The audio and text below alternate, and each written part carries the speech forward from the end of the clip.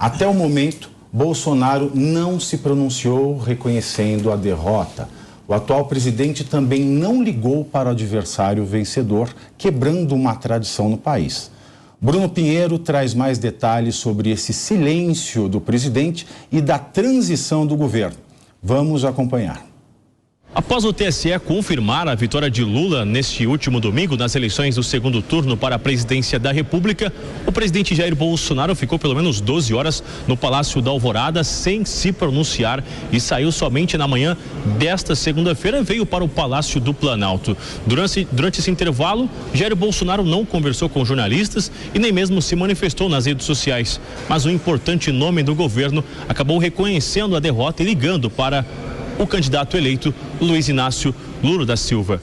O ministro da Casa Civil, Ciro Nogueira, e o atual presidente do PP foi quem ligou para Lula, reconhecendo ali a vitória do candidato e se colocando à disposição para uma transição de governo, que é normal acontecer após uma vitória de um outro candidato que não seja o atual presidente eleito numa reeleição. Ciro Nogueira ligou para Lula, se colocou à disposição e ainda, segundo informações, se colocou ali até mesmo para se encontrar com Geraldo Alckmin, quem será o responsável pela transição da parte do governo Lula. Uma outra informação também apurada aqui no Palácio do Planalto é que o atual presidente do Partido Liberal, Valdemar da Costa Neto, já gravou um vídeo reconhecendo também a vitória de Luiz Inácio Lula da Silva, que volta à presidência da República. Mas o vídeo ainda não será divulgado até quando Jair Bolsonaro não se pronunciar. Após essa fala de Bolsonaro reconhecendo o resultado das eleições, aí sim, Valdemar da Costa Neto deve divulgar esse vídeo em nome do Partido Liberal, reconhecendo as eleições e a derrota do governo Bolsonaro. Outros importantes nomes, como o senador Carlos Portinho, já se manifestou nas redes sociais horas após as eleições. Arthur Lira, atual presidente da Câmara dos Deputados, também se pronunciou na mesma noite. De Brasília, o Bruno Pinheiro. Olha, o Joel, meu amigo aqui, agora acredita que é a vez da democracia, né? Ele tem sido muito otimista, principalmente com essa questão da reunificação do Brasil. O Tomé, ele acredita que vai ser possível termos 4 anos democráticos, porque o Congresso agora vai ser melhor do que o Congresso atual. O Caio, ele diz que o Bolsonaro fermentou um sentimento não progressista, mais à direita, na população. Eu acho que isso tem um fundo de verdade bastante sustentável, bastante sólido, porque o Bolsonaro, ele é o homem comum, ele representa o homem comum. E também, como homem comum, professor Capês, ele está magoado. Por quê? Porque o homem comum não vai pegar e ligar para um cara que chamou ele de genocida, fascista, projeto de ditador. Não vai, ele é um homem comum, ele não é um diplomata. Nós não estamos falando aqui com o Jacques Chirac, certo, Capês? Bom, primeiro vamos lembrar que o Fernando Haddad não ligou para ele e não o cumprimentou pela vitória, pode buscar na internet, 4 anos atrás. Então ele não quebrou uma tradição, a tradição já tinha sido quebrada antes, primeiro ponto. Segundo, você me perguntou se hoje é um novo dia. Não, as articulações já começaram. É um novo dia do mesmo ano e do Brasil de sempre. Já começaram as articulações para garantir maioria na próxima gestão. Os nossos sonhos não serão verdade? Olha, você inclusive com uma boa memória relembra aqui esse especial da Rede Globo de 1971, ainda em preto e branco, repetido em 1976, numa fazenda no Vale do Paraíba. Uma bela música. Hoje eu lembro até sabe aquela da Rosana, O Amor e o Poder? Eu lembro de dia eu canto para vocês de 87, como uma deusa. Como uma deusa de 87. Agora, veja bem, Tiago, você me pergunta se o Lula vai ter dificuldade. Sim, claro que vai ter dificuldade. O Brasil terá dificuldade. E a grande dificuldade é a economia. Nós estamos com uma economia mundial combalida, não é mais o mesmo Brasil da primeira década desse milênio, de 2008, 2007, 2003, 2004, quando a China importava nossas commodities pagando o preço que fosse. Não é mais assim. O Lula também ele fez várias promessas, a meu ver, de caráter a atender a pauta do seu partido, e isso implica também mais gastos, como impedir a reforma trabalhista, aumentar direitos dos trabalhadores, o que não estou discutindo. Estou colocando sob o ponto de vista da economia. Vai ser muito difícil. Eu me lembro quando o presidente George Bush, o pai, veio de uma campanha vitoriosa na Primeira Guerra do Golfo. Foi recebido como herói e foi disputar a sua reeleição. E ali o Clinton não sabia como enfrentar o Bush, porque ele era um verdadeiro herói mundial e herói nacional. Foi então que o coordenador de campanha dele, James Carville, cunhou a seguinte frase: "That's the economy, stupid." É a economia que rege o mundo, é a economia que está por trás de todas as grandes transformações na história da humanidade, de todas as guerras e revoluções. Sempre teve a economia, a privação e a escassez como base.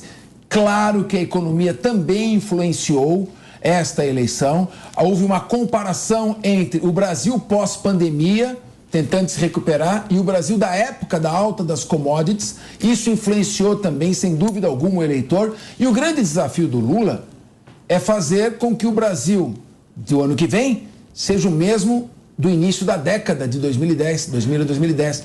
E não será. Portanto, é muito difícil essa situação. Ele vai precisar de uma grande união e vai precisar, quer queira, quer não, de privatizações, parcerias público-privadas. Vai ser imprescindível a criação de um Estado economicamente viável. O Estado gastão não terá possibilidade de prosseguir. E não é uma questão de ideologia, de bandeira partidária. É uma questão aritmética, é uma questão econômica. E o Lula terá sim que fazer uma grande coalizão, uma grande união e guardar o capital de Karl Marx para uma outra oportunidade. Ele vai ter que governar com a economia. Ô Joel, você acha que essas pautas, né, do Lula, quando chegar 1º de janeiro, ele já estiver lá no Palácio do Planalto, você acha que ele vai conseguir manter a pauta lá dentro? Depende de que pautas a gente está falando, né, Pavinato? Nesse ponto central, nessa agenda central que é a política econômica, que o Capês trouxe aqui, o Lula deu sinais em diferentes direções até agora. Ele, às vezes, acena para um tipo de projeto do petismo histórico, uma coisa bem mais de esquerda, bem mais com controle e dirigismo estatal na economia.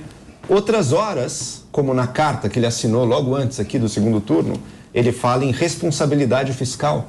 Ou seja, colocar as contas em dia. Você acha que não vai ficar travado, assim, acenando para todo lado? Mas é o momento da campanha... É que nem a balada. Você paquera muita gente, você não pega ninguém. Agora chegou a hora de pegar, Pavinato. Chegou agora... No final pega agora ele tem que escolher quem ele vai pegar. Ou ele vai fazer uma dança do machixe ali. O que eu acredito que a gente vai ver é o seguinte: se eu fosse apostar, eu não tenho nenhuma informação. Eu estou aqui fazendo falando o que eu acho que faz sentido, dado o que o PT vem falando. A gente tem por parte do Alckmin até agora, ele falou muito na reforma tributária. Eu acredito que se ele falou tanto na reforma tributária é porque eles já conversaram sobre isso internamente. Para mais ou para menos? Então, eu acho a reforma tributária cujo objetivo é, sem mexer no número, na carga total de impostos, tornar os impostos brasileiros mais simples, tornar os impostos brasileiros mais eficientes, tornar os impostos brasileiros mais justos. Mas o Lula vai isentar, segundo ele, esse é o primeiro ponto. Esse é o primeiro ponto de renda. Esse é o primeiro ponto. Então, se isentar esse, quem que vai pagar? Talvez os muito ricos paguem ali no imposto de renda de pessoa física, uma alíquota maior, não sei.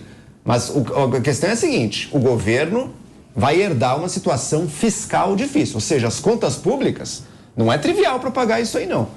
O gasto do governo brasileiro obrigatório já é altíssimo. Ano passado teve um monte de gasto a mais, tem um monte de promessas que o próprio Lula fez para esse ano, que o Bolsonaro deixou para esse ano também.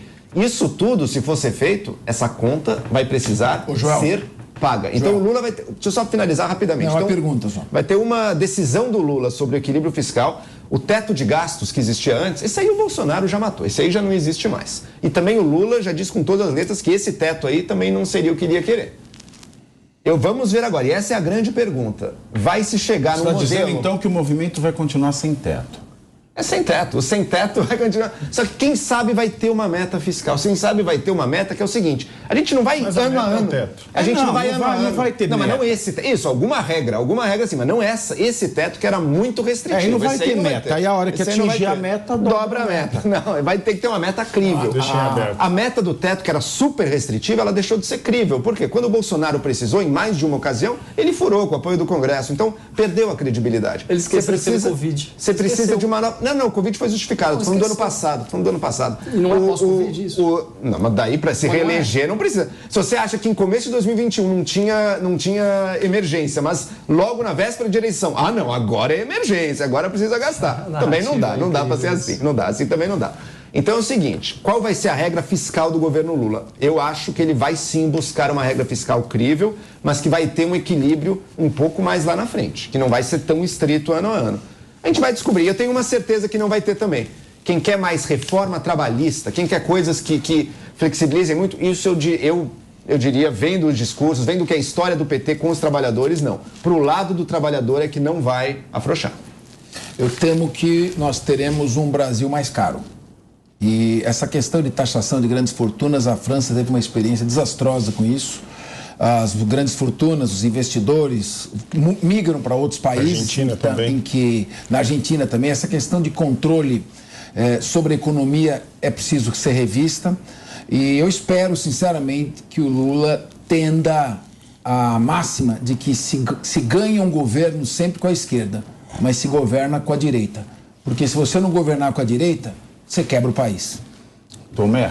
Não, eu acho incrível a gente ficar fazendo aqui suposições. Ele já falou o que ele vai fazer. Ele disse da própria boca, ele falou que vai furar o teto de gastos. Ele falou que vai fazer a revogação. Ele falou que vai fazer a revogação das leis trabalhistas. Ele falou que vai voltar com o imposto sindical. Ele falou que vai fazer a desmilitarização das polícias. Ele falou o que vai fazer. Desencarceramento. Você sabe o desencarceramento de presos que cometeram pequenos crimes. Nós vimos o que aconteceu ontem. Nós vimos as comunidades comemorando, dando tiros para cima. Foi visto isso em tudo que é lugar. Tem imagens disso. Tem imagem de presidiários dentro da cadeia comemorando e fazendo hora de Lula. Agora, a gente falou aqui um pouco, Joel, que eu queria te fazer uma pergunta. O criminoso pobre, ele vota Lula. O criminoso rico... é verdade. Também vota. Você tem razão. Bolsonaro. Meu Deus. Marcelo Odebrecht votou em quem? Alguém tem essa informação? Marcelo Odebrecht votou em Bolsonaro. Isso que o Joel falou. Pelo amor de Deus. Eu queria caminhar. Esses estereótipos que o Joel colocou... É o que eles formam, mas foi isso. É que realmente cria uma imagem do bem e do mal. Deixa eu acabar. Absolutamente inexistente. É isso. O criminoso rico volta no Bolsonaro, o criminoso pobre vota no Lula. Um é amigo dos pobres, outro é amigo dos ricos. Isso é só imagem. O presidiário só imagem. Me dá a palavra. É que nós temos que discutir. Vamos lá, só para concluir. Nós temos que discutir políticas públicas. Nós estamos personalizando o debate e criando imagens absolutamente infantis. A economia, para ser mantida, tem que ser uma economia com pouca intervenção, tem que ser um Estado que estimule a produção, Estado disposto a ver o capital estrangeiro entrando aqui, não com o preconceito que o governo Dilma viu, mas com o pragmatismo da visão econômica. Se não tivermos visão pragmática, não ideológica, não partidária, economia é uma ciência exata. Mas sabe então deixa eu concordar com você. Pela ordem, não tem problema nenhum. Pela ordem, o não tem problema nenhum. O Capês cortou o Tomé. O Capês cortou o Tomé, então volta pro Tomé. Depois você pode fazer democraticamente, maior prazer. O que me incomoda muito na esquerda é que existem muitas narrativas, muitas coisas colocadas de maneira distorcida, que é a maneira como eles enxergam o mundo ou enxergam a pessoa, ou querem enxergar a pessoa que está ao outro lado. Eu repeti aqui palavras que o Lula falou, ele próprio disse. E agora há pouco, Joel, você citou aqui de intolerância, de ataque à democracia. O que foi feito contra a democracia do Brasil? Eu tenho aqui uma ideia muito diferente. Eu tenho uma ideia que nós estamos defendendo a democracia do Brasil, inclusive para defender a esquerda, no caso de qualquer tipo de problema que aconteça. A democracia, ela se faz em alternância de poder, ela se faz em respeito, ela se faz em transparência. Então a defesa da democracia se torna uma intolerância, um ataque democrático. Aí eu pergunto, eu queria uma resposta sua. Quando você tem um presidente que está flertando e que tem amizade com um país onde não há democracia, como Cuba, como Venezuela, como o que está acontecendo agora na Nicarágua, o que está acontecendo na Argentina, o que está acontecendo no Chile. Será que não é hora da gente olhar um pouco para dentro e falar, meu Deus, será que eu estou certo? E não olhar para isso tudo ou tentar encontrar uma justificativa? Eu discutia com o César, agora há pouco tempo, no último programa, e ele dizia, falar de países fora do Brasil não é o meu papel. Mas espera um pouco, aqueles presidentes que não são democráticos estão apoiando o Lula aqui no Brasil. Aqueles presidentes que levaram a população à pobreza, à miséria, são amigos do nosso presidente. Será que não deve haver um olhar crítico para isso? E será que a população brasileira como um todo não pode pagar o preço de tudo isso por conta de uma omissão e de uma ausência da autocrítica da esquerda? Porque a esquerda é diferente do comunismo e do socialismo.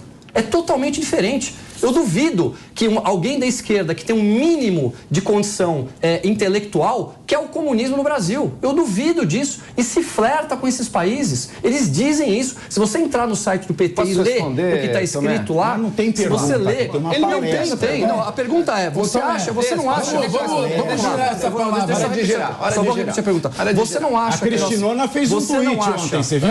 Você não acha que deveria haver um olho um pouco mais crítico por parte da esquerda, das pessoas do bem da esquerda, que são muitas, em relação a esse flerte com alguns países que não há democracia e que flertam com o Brasil? Perfeito. Tomé, você traz o olhar crítico. O olhar crítico é fundamental para a esquerda, mas o seu olhar crítico está caolho, Tomé.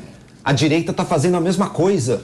Quando o Bolsonaro se aproxima do ditador da Índia, quando o Bolsonaro segundo o Estatuto da Pessoa com Deficiência. Quando o Bolsonaro se aproxima do ditador da Índia, quando o Bolsonaro se aproxima do ditador da Hungria... A Índia não tem ditador. O Modi está perseguição. Ele foi eleito democraticamente. Não, vamos lá. Hitler também ele foi eleito igual o Maduro. Vamos dizer que você esteja certo. Vamos levar em consideração que você esteja certo. Me fala do Lula, não do Bolsonaro. Isso. Do Lula. É absurdo o apoio que o Lula já deu no passado a essas ditaduras. Hoje em dia eu vi que ele deu uma... Ele disse que é importante trazer a democracia. É absurdo. Ele tinha que se espelhar. E aí você também comete o seu olhar crítico caolho, Tomé. Em lideranças de esquerda, em lideranças de esquerda democráticas. Como você citou o Chile aqui como exemplo de que não é democracia, pelo contrário, o Boric no Chile, e eu tenho 1000 críticas, é um governo que está cometendo diversos equívocos, mas democrático ele é. Tanto que o presidente do Chile é alguém que critica abertamente a Venezuela, não pode ter nada a ver com o que a gente quer. Então existe sim uma esquerda democrática nascendo. Eu, como alguém de centro-direita, vejo isso e fico feliz, porque é importante existir uma esquerda democrática que rejeite frontalmente todas as ditaduras, mas eu olho para a direita e digo, a direita também. Quando a gente via líderes de direita compactuando com movimentos de solapar a democracia, movimentos populistas, com ditaduras, quando a direita brasileira louva a memória da nossa ditadura, quando ela louva a ditadura do Paraguai, quando ela louva ditaduras e democracias estão acabando em outras partes do mundo, isso também é inaceitável. Todos nós aqui acho que estamos no espectro da direita. Que é farinha do mesmo saco. Vamos perceber que porque assim, você vai louvar a ditadura, você louva a Cuba, é a mesma merda. É isso. O fanatismo e o extremismo estão na esquerda e estão na direita também. E não podemos tolerar isso. Temos que ter uma direita comprometida com a democracia, comprometida com a razão, comprometida com a ciência e capaz de falar e de englobar todos. A economia também é uma ciência. E a economia, disso. Tomé. Claro. Não, eu acho realmente que não há uma autocrítica. Eu não vou falar caolho porque eu acho um pouco delicado quando se diz o lado pessoal, discriminação. Né, o lado pessoal de uma pessoa. Estou falando sério, em tese, da pessoa com deficiência. Por isso que eu coloco em tese como autocrítica. Eu acho que a autocrítica da esquerda, ela pode ter um preço muito grave para a nação brasileira e é só o tempo que vai poder dizer. Eu espero que tudo dê certo, que o Brasil cresça, que as pessoas possam trabalhar, que tenham oportunidade, que o Brasil seja um Brasil para todos, um Brasil de união, mas não é o que eu vejo, não é o que meus olhos enxergam e não é o que a esquerda do Lula fez com o Brasil nos últimos anos. Eu espero estar enganado e que tudo dê certo para o povo brasileiro. O tempo é o senhor da razão, salvo decisão judicial transitada em julgado.